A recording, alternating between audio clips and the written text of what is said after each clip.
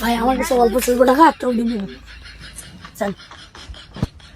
পড়ি খাইতে রে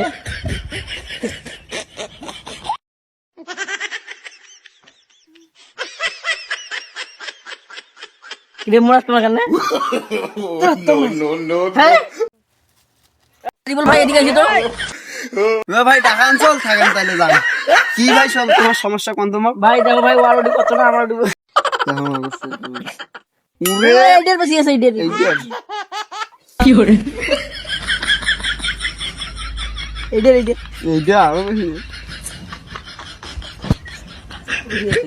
এইটা এডের এডের